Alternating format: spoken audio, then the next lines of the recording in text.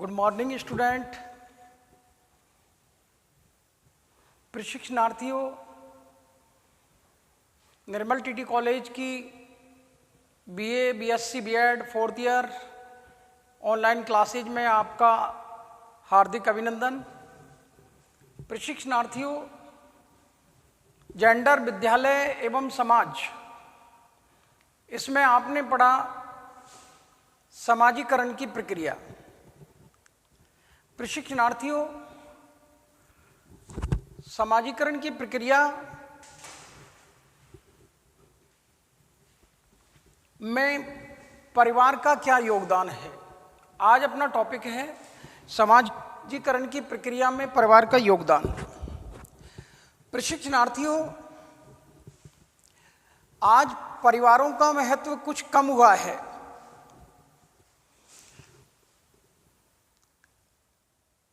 पहले परिवार संयुक्त थे, अब परिवार एकल हो गए हैं।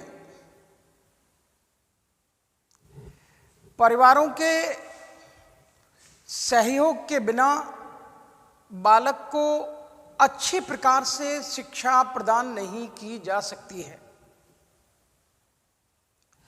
जब तक परिवार का सहयोग नहीं होगा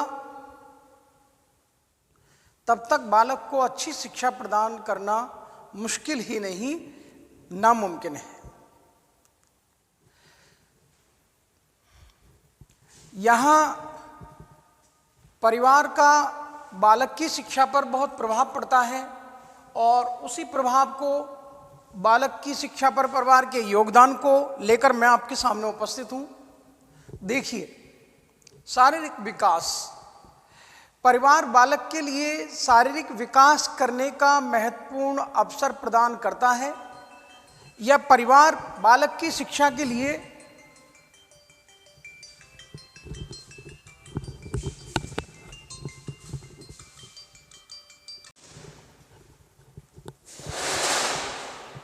आ जाइए, हटो।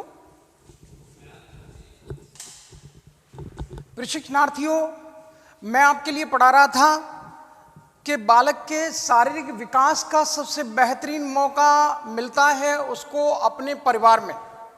बालक के परिवार में उसको अच्छा पौष्टिक आहार, बालक के परिवार में उसको व्यायाम करने का मौका, बालक के परिवार में उसको खेलने का मौका, ये सारी सुविधाएं उसको परिवार में मिल जानी चाहिए। अगर ये सारी फैसिलिटी जो बालक के शारीरिक विकास में सहयोग प्रदान करती हैं, बालक का खेलना कूदना, उसको खेल सामग्री परिवार को उपलब्ध करवानी चाहिए।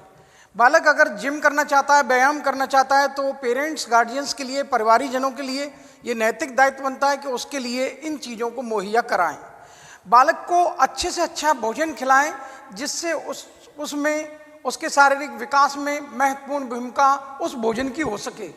जब तक बालक को अच्छा भोजन, पौष्टिक आहार नहीं कराया जाएगा तो बड़े लोगों ने बड़ी कहावतें बना रखी हैं कि sound body sound mind.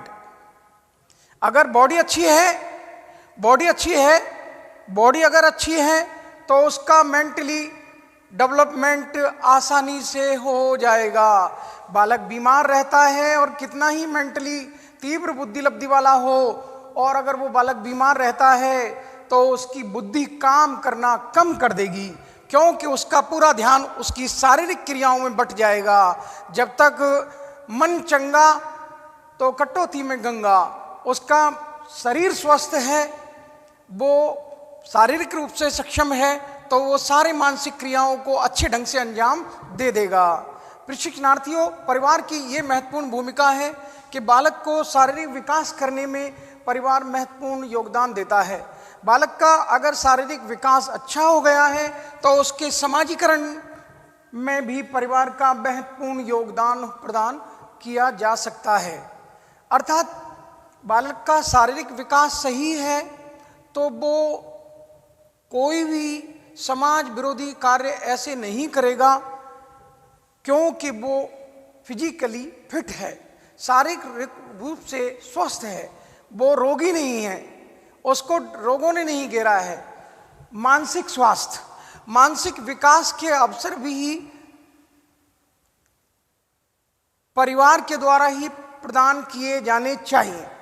Number 1, जब तक परिवार बालक के लिए मानसिक विकास के लिए बाल साहित्य का प्रबंध, वैसे हमारे देश में बाल साहित्य की और अच्छे साहित्य की बहुत कमी है। बालकों के लिए छोटी उम्र से ही अच्छे साहित्य की अच्छी अच्छी पुस्तकों का, महापुरुषों के जीवन चरित्र का, इनका अध्ययन कराया जाना चाहिए, जिससे बालक के मानसिक विकास पर उन बाल साहित्य का और हमारे साहित्य का प्रभाव पड़े और वो अपना मानसिक विकास कर ले, जिससे कि उसका समाजीकरण आसानी से किया जा सके। प्रशिक्षणार्थियों, बात चलती है बालक की रुचियों की। बालक को अपनी रुचि को, अपनी अरुचि को, चाहे वो खान पान की रुचि हो, चाहे वो उसकी पढ़ने लिखने की रुचि हो, चाहे उसके खेल कूद करने की रुचि हो, चाहे उसके आराम करने की रुचि हो, जो भी उसकी रुचियां हैं, हॉबीज, उन हॉबीज को, उन रुचियों को प्रकाशित करने के, उन रुचियों को व्यक्त करने के मौके, अवसर प्रदान करता है परिवार। बालक की पसंद और नापसंद, दो बात आ रही। बालक के लिए क्या पसंद है, क्या नापसंद है, तो वो इस बात को अपनी कॉलोनी में नहीं कहता, इस बात को वो मोहल्ले में नहीं कहता, इस बात को वो दोस्तों में नहीं कहता। सबसे पहले अपनी मम्मा को, अपने परिवार में बताता है कि माँ, मुझे ये आपका बनाया हुआ भोजन पसंद नहीं है। माँ, आपकी सी दाल रोटी तो दुनिया में कोई बना ही नहीं सकता। ये रुचि और अरुचि दोनों आई। बालक को माँ के हाथ के टिंडे की सब्जी पसंद नहीं है और माँ के हाथ की दाल रोटी पसंद है, तो वो अपना रुचि व्यक्त करने का एक मौका है उसके लिए परिवार में। वो अपनी रुचियों को बता सकता है आसानी से परिवार में, तो उसको रुचियों को व्यक्त करने के और अपनी अरुचियों को व्यक्त करने के मौके प्रदान करता है परिवार। तो परिवार को चाहिए कि बालक की जिन अच्छे कामों में, जिन अच्छे खेल में, जिस अच्छी शिक्षा में रुचि है, तो उसकी उस रुचि को और बढ़ाया जाए, और उसकी जिन कामों में रुचि नहीं है, जिनसे वो जी चुराता है या उसको वो बुरे लगते हैं, तो उनको दूर करने के परिवार को उपाय ढूंढने चाहिए, जिससे कि बालक का समाजीकरण करने में उसकी रुचियों का ध्यान रखा जाए। बालक का समाजीकरण करने में रुचियों का भी महत्वपूर्ण योगदान है। प्रवृत्तियों, प्रेरणाओं का प्रकाशन। इंसान की मूल जन्मजात प्रवृत्तियां होती हैं, जो वो परिवार से सीखता है, परिवार में अपने आदर्श स्थापित करता है। वो माँ के, पेरेंट्स, गार्जियंस के, अपने परिवारजनों के नक्शे कदम पर चलना चाहता है। तो उन मूल प्रवृत्तियों और प्रेरणाओं के प्रकाशन का अवसर भी परिवार ही प्रदान करता है। प्रशिक्षणार्थियों, इन प्रेरणाओं को बालक के सामने, उसकी मूल प्रवृत्तियों को बालक के सामने ये ध्यान रखना चाहिए पेरेंट्स, गार्जियंस को, परिवारजनों को, कि इन हमारी हरकतों का, हमारी इन मूल प्रवृत्तियों का, हमारी इन प्रेरणाओं का बालक के ऊपर क्या प्रभाव पड़ेगा। तो बालक की मूल प्रवृत्तियों और प्रेरणाओं के अवसर भी प्रदान करता है परिवार। परिवार जीवन की वास्तविकता से भी बालकों को परिचित कराता है। जीवन की वास्तविकता ये है कि इस जीवन में कभी दुख है तो इस जीवन में कभी सुख है, इस जीवन में कभी खुशी कभी गम। तो बालक को ऐसे पाठ पढ़ाए जाएं, बालक को ऐसी शिक्षा प्रदान की जाए कि ये दुख सुख जीवन रूपी गाड़ी के दो पहिए हैं। दिन रात, दिन गया है तो रात आएगी और रात जाएगी तो दिन आएगा। अर्थात आज हमारे ऊपर दुख के पहाड़ टूट पड़े हैं तो इसका कोई गम नहीं, वो सुबह फिर होगी, वो सुबह फिर होगी। क्योंकि आज जो दुख के पहाड़ टूटे हैं वो कल दूर हो जाएंगे। ऐसा कोई दुख नहीं संसार में जो दूर ना हो, ऐसा कोई अंधेरा नहीं जो उजाले के आने से दूर ना हुआ हो। प्रशिक्षणार्थियों, ये जीवन की वास्तविकता के पाठ परिवार से पढ़ाए जाने चाहिए, जिससे बालक बड़ा हो तो वो समाज में जाए तो उसका समाजीकरण आसानी से हो जाए। मेरी बात समझ सकते हैं आप कि जीवन की वास्तविक शिक्षा अगर परिवार ने प्रदान कर दी, जैसा कि गौतम बुद्ध के साथ में हुआ, उसने कभी, उसके पेरेंट्स गार्जियंस ने उसके परिवार में कभी वृद्ध लोगों को नहीं बताया। उन्होंने सुंदर युवा और सुंदर बाग बगीचे सब कुछ सुंदर सुंदर देखा। एक दिन जब यात्रा निकल रही थी तो उन्होंने एक कुरूप जिसके चेहरे पर झुर्रियां पड़ी हुई थीं और झुका हुआ था, लाठी टेक कर चल रहा था, ऐसे व्यक्ति को देखा। तो अपने दरबारियों से, मंत्रियों से पूछा कि ये कौन है। तो आपने कहा कि आप नहीं जानते, ये वृद्धावस्था है। ये वृद्धावस्था क्या होती है? क्योंकि परिवार में जीवन की वास्तविकता को नहीं बताया गया। तो उन गौतम बुद्ध को जब लोगों ने कहा कि ऐसे ही सभी को एक दिन होना है, सब एक दिन ऐसे ही हो जाएंगे, तो आपने कहा क्या मेरी सुंदर यशोधरा भी इसी प्रकार हो जाएगी? तो आप उसी रात अपनी धर्म पत्नी के चरण स्पर्श करके निकल गए और जंगल जंगल ज्ञान प्राप्ति में निकल गए। बोधि वृक्ष के नीचे उनको ये केवल ज्ञान की प्राप्ति हुई और आप महात्मा बुद्ध कहलाए। जीवन की वास्तविकता को आपने समझ लिया, बालक को जीवन की वास्तविकता के पाठ पढ़ा दिए गए, तो वो दुख को देखकर कभी घबराएगा नहीं, खुशी को देखकर कभी उछलेगा नहीं। कुछ लोग खुशी में ऐसे दीवाने हो जाते हैं कि मिल गए आज मुझको मेरे सनम, आज धरती पर नहीं है मेरे कदम। वाह, ये लोग वो हैं जिन्होंने परिवार की वास्तविकता के पाठ नहीं पढ़े। अगर परिवार की वास्तविकताओं के पाठ पढ़े होते तो ये खुशी में इतना नहीं उछलते। आज मैं ऊपर और जमाना है नीचे, वो और मैं हूं आगे, जमाना है पीछे, कुछ ऐसे गीत है। तो लोग ये बता रहे हैं कि आज मैं ऊपर, और ये ऊपर पहुंच जाइए, कहीं पहुंच जाइए, लेकिन आप धरातल पर आ जाइए, वास्तविकता पर आ जाइए।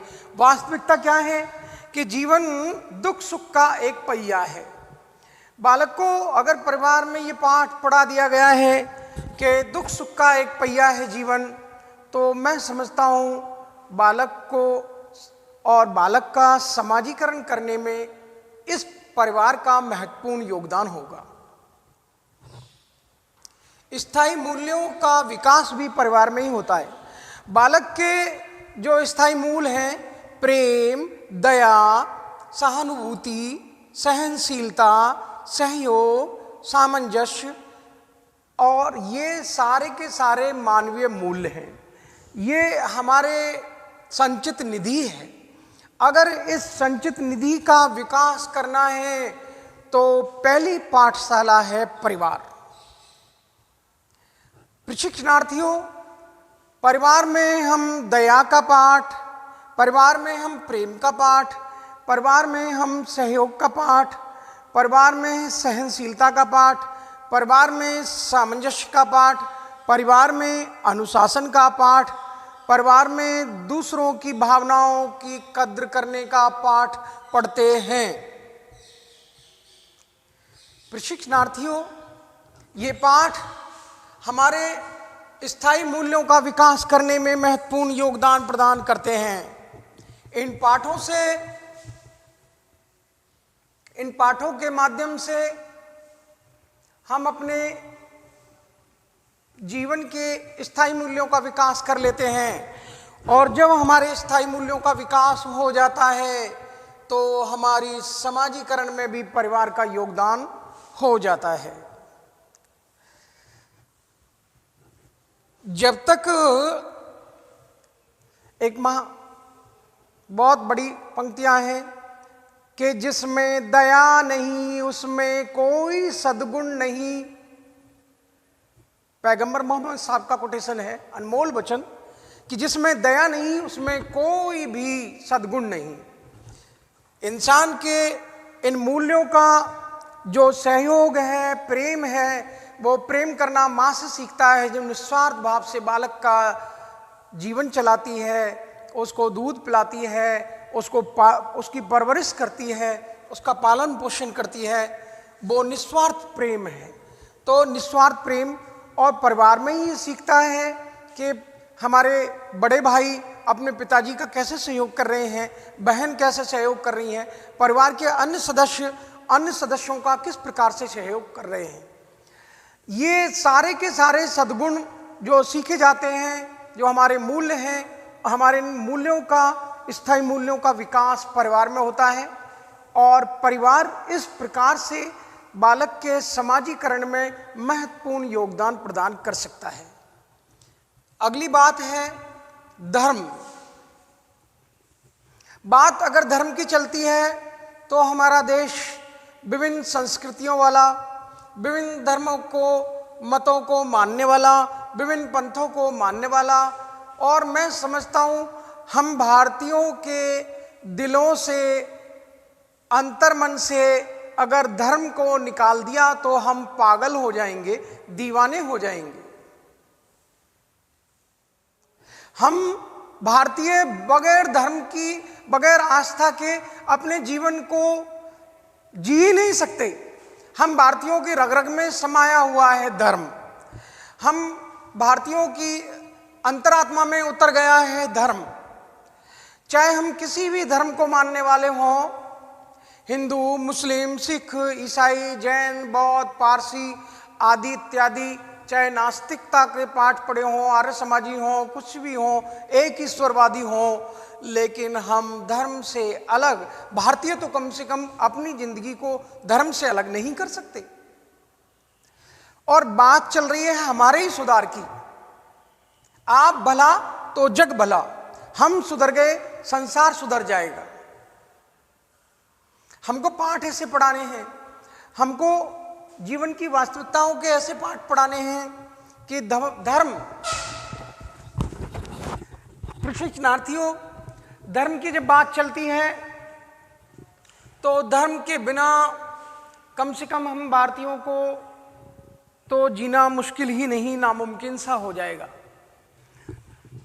प्रशिक्षणार्थियों, परिवार में धर्म के माध्यम से बालक को धार्मिक तो बनाया जाता है, लेकिन उसको धर्म के माध्यम से दूसरे लोगों का आदर करना, दूसरे लोगों का सम्मान करना, दूसरे लोगों के धर्म की तारीफ करना, दूसरे लोगों के धर्म की इज्जत करना, ये सब कुछ हमें धर्म के माध्यम से पेरेंट्स, गार्जियंस और परिवारीजन सिखाते हैं। मैं आपको पहले बता चुका हूं कि धर्म का ही लोगों के ऊपर इतना प्रभाव पड़ा। स्वामी विवेकानंद पर उनकी मां की धार्मिक विचारों का प्रभाव पड़ा। सरस्वती दयानंद, महर्षि सरस्वती दयानंद सरस्वती के ऊपर उनकी मां और परिवार में जो पूजा अर्चना करते हुए देखे, और उनके जो मां के द्वारा चढ़ाए गए लड्डुओं को चूहों ने खा लिया, तो उनको उस धर्म से कि ये भगवान की कैसी मूर्ति है कि एक चूहों से अपने प्रसाद की रक्षा नहीं कर सकती, तो वो आर्य समाजी बन गए, एक ईश्वरवादी बन गए। कुल मिलाकर मैं आपको जानकारी ये देना चाहता हूं कि बालक के जीवन पर धर्म का महत्वपूर्ण प्रभाव पड़ता है। परिवार में धार्मिक कथाओं का आयोजन करना चाहिए, और महापुरुषों के और जितने भी अवतारी, नबी, पैगंबर, मैसेंजर ऑफ द गॉड, जो भी अवतारी पुरुष आए हैं या ईश्वर के दूत आए हैं, उनके जीवन चरित्र को, उनकी कथाओं के माध्यम से बालक में धार्मिकता के गुण समाहित करने चाहिए, जिससे आगे चलकर वो धर्म के मार्ग पर चल निकले और कभी भी अधर्म को न अपनाए। धर्म की जय हो, अधर्म का नाश हो, यह पाठ पढ़ाया जाए। प्रशिक्षणार्थियों, मेरी बात आप समझ सकते हैं कि अगर पेरेंट्स, गार्जियंस ने धार्मिक कथाओं में ये पाठ पढ़ा दिया है कि धर्म की जय हो, अधर्म का नाश हो, मैं समझता हूं बालक कभी भी अधर्म के मार्ग पर नहीं जाएगा। मुन्ना पाप के रास्ते पर कभी नहीं जात है। बाप अपने बेटे से कह रहा है कि यह पाप का रास्ता है और पाप के रास्ते पर मुन्ना कभी नहीं जाना चाहिए। झूठ बोलना पाप है, ये धर्म का पाठ है। सजन रे झूठ मत बोलो, खुदा के पास जाना है, न हाथी है न घोड़ा है, वहां पैदल ही जाना है। लड़कपन खेल में खोया, बुढ़ापा देख कर रोया, वही किस्सा पुराना है। सजन रे झूठ मत बोलो, खुदा के पास जाना है। तो अगर परिवार में ये धर्म का पाठ पढ़ा दिया है कि झूठ बोलना पाप है, तो मैं समझता हूं आपका बेटा, मैं समझता हूं आपका बालक दुनिया में सत्यवादी हरिश्चंद्र दूसरा आप ही का बेटा होगा, आप ही का शिष्य होगा। आपका शिष्य ही होगा वो जिसको दूसरा नाम दिया जाएगा कि ये सत्यवादी हरिश्चंद्र वो जा रहा है। प्रशिक्षणार्थियों, बशर्ते आप उसको सच्चाई के मार्ग पर लाएं तो सही, आप उसको धर्म के पाठ पढ़ाएं तो सही, आप उसको अधर्म के बारे में बताएं तो सही। ठीक उसी प्रकार से जिस दिन आपने धर्म और अधर्म का ये पाठ पढ़ा दिया तो बालक के जीवन में ये धर्म समाहित हो जाएगा और वो कभी भी अधर्म के मार्ग का अनुसरण नहीं करेगा। और लेखक भी यही चाहते हैं, हम भी यही चाहते हैं कि बालक धार्मिकता के उन गुणों को अपने अंतरात्मा में उतार ले जिससे उसके परिवार का समाजीकरण में योगदान प्रदान आसानी से प्राप्त हो सके। प्रशिक्षणार्थियों, मैं आपको चर्चा कर रहा था चरित्र निर्माण की। बालक के चरित्र निर्माण में परिवार का महत्वपूर्ण योगदान है। जैसा कि मैं आपको एक कहानी बता चुका हूं कि डाकू सुल्तान कैसे बना, उसकी मां ने पड़ोस में से चुराए गए अंडे का एक आमलेट बना दिया और बेटे को खिला दिया। बेटे को पूछा नहीं कि तू इस चोरी करके क्यों लाया है। मां ने उसका चोरी करने में सहयोग दिया। एक दिन वो चोर से बड़ा अपराधी बना और यहां तक कि डाकू बन गया। प्रशिक्षणार्थियों, परिवार में अगर आपने कोई बुरा कार्य किया है तो परिवारजनों का नैतिक दायित्व बनता है कि वो आपको उस बुरे कार्य को करने से रोकें जिससे आपके चरित्र पर ये दाग ना लगे कि आपका बाप चोर है। आप कि उसने लिख दिया कि मेरा बाप चोर है, ऐसे लिख दिया हाथ पर, तो आप के चरित्र का निर्माण आपके परिवार में हो रहा है। बालक के उत्तम चरित्र का ध्यान रखना है परिवारजनों को। उसको घर के कार्य प्रदान किए जाएं, उसको दुख सुख को बताया जाए, उसको ये सारे के सारे पाठ पढ़ाए जाएं जिससे बालक के उत्तम चरित्र का निर्माण किया जा सके। उसको झूठ बोलने से, चोरी करने से, मक्कारी से, धोखे से, फरेब से, गद्दारी से, दगाबाजी से, मिलावटखोरी से रोका जाना चाहिए परिवारजनों के द्वारा। अगर पारिवारिक लोग उसकी मिलावटखोरी में सहयोग करते हैं, पारिवारिक लोग कम तोलने में सहयोग करते हैं, तो ऐसी स्थिति में झूठ बोलने में सहयोग करते हैं, चोरी में सहयोग करते हैं, सीना जोरी में सहयोग करते हैं, इस प्रकार से उन परिवारजनों का जो सहयोग हो रहा है बुरे कामों का, तो बालक के चरित्र का निर्माण भी हो रहा है बुरा। पिताजी पिताजी बोलो बेटा, कि आज एक दूध लेने कस्टमर आया था, वो ये कह रहा था कि आप दूध में पानी मिलाते हो। पिताजी बोले नहीं बेटा, हम दूध में पानी नहीं मिलाते, हम तो पानी में दूध मिलाते हैं। ये चरित्र का निर्माण हो रहा है हमारा परिवार में। पेरेंट्स ने बात तो वही की कि हम दूध में पानी नहीं मिलाते, हम तो पानी में दूध मिलाते हैं। ये चरित्र का निर्माण हो रहा है। बालक क्या बोलेगा अगले कस्टमर से जो अगले दिन आएगा कि आप दूध में पानी मिलाते हो, तो वो यही कहेगा कि नहीं, पिताजी कह रहे थे कि हम तो पानी में दूध मिलाते हैं, दूध में पानी नहीं मिलाते। ये चरित्र का निर्माण है। प्रशिक्षणार्थियों, बालक के चरित्र निर्माण में परिवार का महत्वपूर्ण योगदान होता है। अगर बालक को चोरी से, झूठ से, धोखे से, फरेब से, छलावे से, मिलावटखोरी से, कम तोलने से रोका गया, तो मैं समझता हूं आपका बालक दुनिया में, आपका शिष्य दुनिया में सत्यवादी हरिश्चंद्र के नंबर पर आएगा।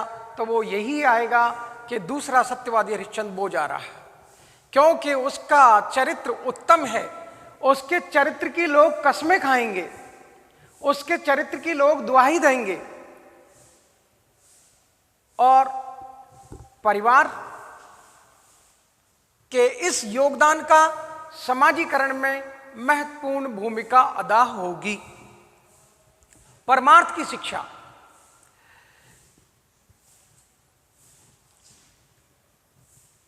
परमार्थ, जब तक बालक में ये सद्गुण नहीं निर्मित किए जाएंगे कि वो बेसहारों का सहारा बने और मरीजों का ख्याल रखे। आपके पड़ोस में कोई मरीज है, आप तेजी से डीजे बजा रहे हो, डांस कर रहे हो, उसके दिल पर क्या गुजरेगी? आपका नैतिक दायित्व ये बनता है कि आप परमार्थ का ध्यान रखें। आपने बड़ी ट्रेनों में पहले के वक्त में लिखते थे कि दूसरे यात्री ना चाहें तो आप रेडियो आदि ना बजाएं। आजकल हमारी संस्कृति ऐसी चली है कि मोबाइल को दूसरे के कान पर ही बजाते हैं। प्रशिक्षणार्थियों, बात चलती है परमार्थ की। जब तक परिवार में ये रोल नहीं चलेंगे, परिवार में ये भूमिकाएं अदा नहीं होंगी, परमार्थ की सेवा करना, दूसरों के दुखों को दूर करने का, उनको कष्टों को निवारण करने का, मरीजों की देखभाल करने का, परिवार में से ही ये बीज बोया जाता है, परिवार में से ही ये तालीम मिलती है। परिवार में जब ये तालीम मिल जाएगी तो बालक में भी ये गुण समाहित हो जाएंगे, वो भी परमार्थ के कार्यों में बढ़ चढ़कर हिस्सा लेगा और लोगों की देखभाल का, परमार्थ के कार्यों में सहयोग करेगा, जो कि समाजीकरण करने में महत्वपूर्ण भूमिका अदा करेंगे। आज्ञा पालन। जब तक हम बालकों का समाजीकरण नहीं कर सकते, जब तक कि बालक आज्ञाकारी नहीं है। पूरी दुनिया में जो झगड़े होते हैं वो आज्ञा पालन नहीं करने के एवज में ही होते हैं। बड़े लोग, गुरुजन, पेरेंट्स, गार्जियंस, माता पिता, ताऊ जी, चाचा जी, दादाजी और जो भी बड़े रिश्ते हैं, बुआ जी, मौसा जी और मौसी जी, जो भी बड़े रिश्ते हैं, वो ये चाहते हैं कि छोटे उनकी आज्ञा का पालन करें। तो बड़ों का नैतिक दायित्व ये बनता है कि वो अपने बड़ों की आज्ञा का पालन करें। तो निश्चित रूप से छोटे अपने बड़ों की आज्ञा का पालन करेंगे। जब आपने अपने बड़ों की आज्ञा का पालन नहीं किया तो आपके छोटे आपकी आज्ञा का पालन कैसे करेंगे? इसलिए बालकों को परिवार में आज्ञा पालन अर्थात आज्ञाकारी बनाया जाना चाहिए, जिससे बालक के समाजीकरण में उसकी आज्ञा पालन का योगदान प्राप्त किया जा सके। प्रशिक्षणार्थियों, कक्षा में शिक्षक ऐसे बालकों को बहुत पसंद करते हैं जो गुरुजन की आज्ञा का पालन करते हों। गुरुजन के आज्ञाकारी शिष्य को आप देखते हैं, जब आप एप्लीकेशन लिखते हैं तो उसमें आप ये नहीं लिखते कि आपका अवज्ञाकारी शिष्य, आप यही लिखते हैं आपका आज्ञाकारी, आपका ओबीडियंट। तो ओबीडियंट यही है कि आप ओबीडियंट हो परमात्मा के प्रति, आप ओबीडियंट हो अपनी देशभक्ति के प्रति, आप ओबीडियंट हो अपने समाज के प्रति, आप ओबीडियंट हो अपने परिवार के प्रति, आप ओबीडियंट हो अपने विद्यालय के प्रति, आप ओबीडियंट हो अपनी शिक्षा के प्रति, आप ओबीडियंट हो अपने कर्तव्य के प्रति, आप ओबीडियंट हो अपने अनुशासन के प्रति। अगर आपने इतनी ओबीडियंट सीख लिया, आपने ये आज्ञा पालन करना सीख लिया, मैं दावे के साथ कहता हूं कि दुनिया में आपसे हसीन, आपसे खूबसूरत कोई दूसरा व्यक्ति नहीं होगा। जब आप परमात्मा के प्रति ओबीडियंट हैं तो आप धार्मिक हैं, जब आप देश के प्रति ओबीडियंट हैं तो आप देशभक्त हैं, जब आप समाज के प्रति ओबीडियंट हैं तो आप समाज सेवी हैं, जब आप परिवार के प्रति ओबीडियंट हैं तो आप परिवार भक्त हैं, जब आप विद्यालय के प्रति ओबीडियंट हैं तो आप विद्यालय भक्ति में परिपूर्ण हो चुके हैं, और आप अपने कर्तव्य में, कर्तव्य के पालन में आप ओबीडियंट हैं तो आप दुनिया के सबसे हसीन व्यक्ति हैं, सबसे खूबसूरत व्यक्ति हैं। आपकी सी पर्सनैलिटी दुनिया में किसी दूसरे की नहीं है। अगर आप ओबीडियंट नहीं हैं तो आपसे बुरा कोई नहीं है। बुरा जो देखन में चला, बुरा न मिलिया कोई, जातन झाका आपना तो मुझसे बुरा न कोई। कबीरदास जी कहते हैं कि मैं ही सबसे बुरा हूं, मैं बुरा देखने के लिए चला संसार में, मुझे कोई बुरा नहीं मिला, सब एक से बढ़कर एक है। दुनिया के जिस इंसान से मैं मिलता हूं मुझसे किसी ना किसी कला में आगे है। बताइए, आप अगर अपने आप को ये कहते हैं कि मैं दुनिया में सबसे आगे हूं तो ये आपकी बात अच्छी नहीं कबूल की जाएगी। और विद्वान क्या कह रहे हैं कि दुनिया के लोगों से जब भी मिलता हूं तो मुझे लगता है कि दुनिया के सब लोग अच्छे हैं, मैं बुरा हूं। दुनिया के लोगों से जब भी मिलता हूं तो मैं देखता हूं कि सब लोग मुझसे आगे हैं, मैं सबके पीछे हूं।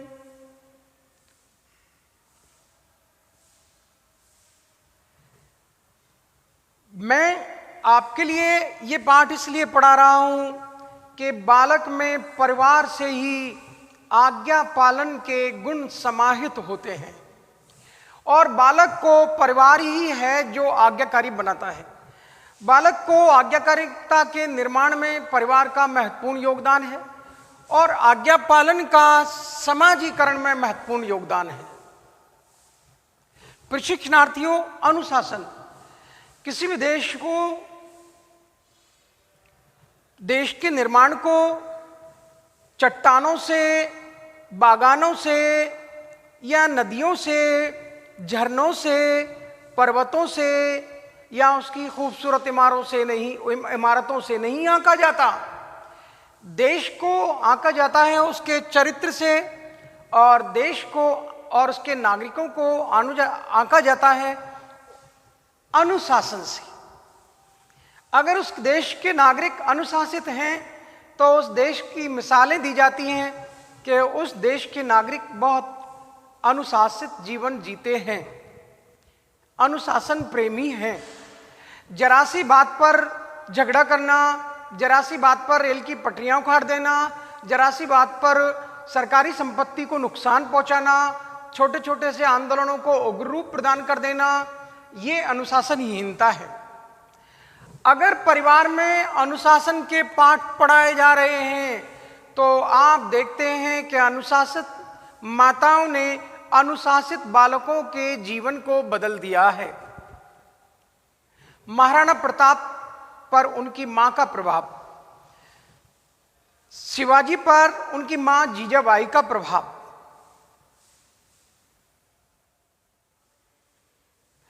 बाबर पर उसकी मां का प्रभाव पड़ा। मां तैमूर लंग के खानदान की और बाप चंगेज खां के खानदान का, ऐसे वंशजों का चंगेज खां और तैमूर लंग दोनों खानदान उसके चले आ रहे थे। तो उस प्रवृत्ति को लेकर वो भारत में आया। उसकी मूल प्रवृत्तियां यही थी कि शासन कैसे स्थापित किया जाए। तो ये अनुशासन का गुण ऐसा था कि बाबर को भारत में अनुशासन से सफलता मिल गई। अनुशासन पूर्ण जीवन जीने से शिवाजी का नाम भारत में अमर हो गया। अनुशासन से महाराणा प्रताप अमर हो गए। ये अनुशासन है जो लोगों को महान बनाता है। तो परिवार में अगर बालक को अनुशासन में रहना, उनके सामाजिक जीवन का ये अनंत विद्यालय है। वर्नांड शाह कह रहे हैं कि बालक के लिए अनुशासन में रहना उनके सामाजिक जीवन का अनंत विद्यालय है, वर्नांड शाह। तो अनुशासन लोगों को महान बनाता है। अनुशासन में समय की पाबंदी, कर्तव्य निष्ठा और रेस्पॉन्सिबिलिटी, जो हमारी जिम्मेदारियां हैं, जो हमारी ड्यूटीज हैं, उन कर्तव्यों को और जिम्मेदारियों को निभाना, ये अनुशासन है। समय की पाबंदी ये अनुशासन है। प्रशिक्षणार्थियों, अगर बालक को परिवार में अनुशासित जीवन जीने का तरीका मिल गया है तो उसके इस अनुशासन से बालक का समाजीकरण आसानी से किया जा सकता है। सामाजिकता और नैतिकता और आध्यात्मिकता, ये तीन गुण ऐसे हैं जो बालक को परिवार से ही मिलते हैं। बालक सामाजिकता का पहला पाठ अपने परिवार में सीखता है। नैतिकता के जितने भी गुण हैं वो परिवार में सीखता है। आध्यात्मिकता के पाठ वो परिवार में सीखता है। तो सामाजिकता, नैतिकता, आध्यात्मिकता, इन गुणों को समाहित करने का अवसर उसको परिवार को देना चाहिए, जिससे बालक का समाजीकरण आसानी से किया जा सके। प्रशिक्षणार्थियों, अब बात आती है एडजस्टमेंट की। कुछ बालक समायोजित नहीं हो पाते। वो अपनी नानी के घर में समायोजित नहीं हो पाते, वो विद्यालय में समायोजित नहीं हो पाते, वो समाज में समायोजित नहीं हो पाते, वो अपने दोस्तों में, मित्रों में समायोजित नहीं हो पाते। तो ये समायोजन का कार्य परिवार को करना चाहिए और परिवार को बालक को एडजस्टमेंट सिखाया जाना चाहिए कि बालक को दुख से घबराना नहीं है और सुख में बौखलाना नहीं है।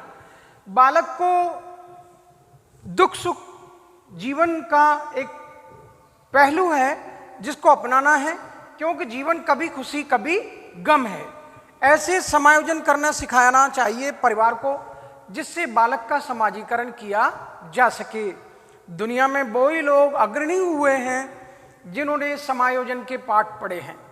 जिनका समायोजन हो जाता है वो अपने आप को कहीं भी एडजस्ट कर लेते हैं। आज की इस दुनिया में अब भागदौड़ भरी जिंदगी है और लोग एक दूसरे को पीछे छोड़ने के लिए दौड़ में आगे हैं। तो आपको उस दौड़ में शामिल होते हुए ये ध्यान रखना है कि आपका अस्तित्व कैसे बचे। तो आप अगर अपने से ज़्यादा ताकतवर से टक्कर लोगे तो आपकी हार निश्चित है। इसलिए अपना एडजस्टमेंट करके, अपनी ज़िंदगी का समायोजन करके अपनी ज़िंदगी को आगे बढ़ाएं। जीवोपार्जन, दुनिया में दखलंदाजी, अपराधी या कुसमायोजन जो मिलता है वो जीवकोपार्जन को लेकर मिलता है कि आए दिन शिक्षित बेरोजगारी के लिए स्टूडेंट प्रदर्शन करते हैं और रोजगार की तलाश में वो सरकारी संपत्ति को नुकसान पहुंचा देते हैं। जब तक बालकों को जीविकोपार्जन, जो अपराध बढ़ते हैं वे बेरोजगारी की वजह से बढ़ते हैं, इसलिए ऐसी शिक्षा प्रदान की जाए, बालकों को घरेलू व्यवसाय से जोड़ा जाए और उनको जीविकोपार्जन के साधन परिवार से ही मिलते हैं। अर्थात वो अपनी ज़िंदगी को गुजारना, ज़िंदगी को चलाना, जीवन यापन करना परिवार से सीखें। और पेरेंट्स, गार्जियंस का नैतिक दायित्व ये बनता है कि वो बालकों को जीविकोपार्जन की शिक्षा घर से ही दें, जिससे वो अपनी जीविका को आसानी से चला सके और समाज में कोई भी कुसमायोजन का कार्य न करें। अर्थात परिवार में जीविकोपार्जन की शिक्षा प्रदान की जाएगी तो आगे चल के उस बालक का समाज में समाजीकरण आसानी से हो जाएगा। अगला पॉइंट है मानसिक एवं भावात्मक विकास। आज परिवार बिखर गए हैं, दूर दूर हो गए हैं, भाई भाई अलग अलग रहते हैं, तो परिवार एकलों का निर्माण हुआ है। उसमें आप देखते हैं कि जब भी कभी पारिवारिक समारोह हो तो पारिवारिक समारोह में भावात्मक एकता स्पष्ट रूप से दिखाई देती है। चाहे वो भाइयों को रूठा हो तो मनाकर ले आते हैं, कोई परिवारजन रूठ गए हैं तो उनको मनाकर ले आते हैं और उस पारिवारिक समारोह में सबको एकत्रित किया जाता है। तो वहाँ मानसिक और भावात्मक बालक का भी विकास होता है कि उसके ताऊजी जो रूठे हुए थे, उसके चाचा जी जो रूठे हुए थे, उसके दादाजी जो रूठे हुए थे, उसके फूफाजी जो रूठे हुए थे, उसके मौसाजी जो रूठे हुए थे, आज सब एक प्लेटफॉर्म पर इकट्ठे हो गए हैं। और जब एकत्रित हो जाते हैं एक मंच पर तो वहाँ भावात्मक और मानसिक विकास होता है। तो वो सब एक सारे गिले शिकवों को भुलाकर, सारी अपनी प्राचीन जो उनकी गलत फहमियाँ थी उनको दूर करके एक मंच पर आ गए हैं। अब वो एकता के बीज बो चुके हैं और एक दूसरे के गले मिल रहे हैं, खुशी खुशी सब मिलजुल कर भोजन कर रहे हैं, सबने अच्छे वस्त्र पहने हैं। उसका प्रभाव बालक के ऊपर पड़ता है। तो प्रशिक्षणार्थियों, बालक के मानसिक एवं भावात्मक विकास में परिवार का महत्वपूर्ण योगदान होता है और बालक के मानसिक रूप से और भावात्मक रूप से जो विकास हो गया है तो उसका समाजीकरण होना भी लाजमी है। बालक का समाजीकरण हो जाएगा, इसलिए इन समस्त बातों से परिवार के समाजीकरण में परिवार का महत्वपूर्ण योगदान है। मैं आपके लिए, आपके पेरेंट्स गार्जियंस के लिए धन्यवाद ज्ञापित करता हूं। आपने विनम्रता के साथ मेरा पाठ पढ़ा और सुना और समझा भी। Thank you.